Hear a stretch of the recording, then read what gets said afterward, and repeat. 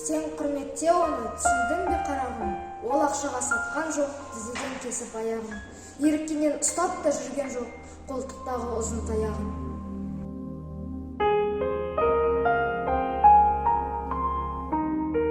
Кеше елге қатер төнгенде ол жауға қарсы шапты.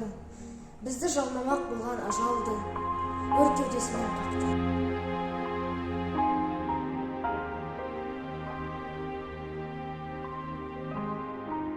Ол арыстанша алысты, өлім соққысын өз үлесіне алды.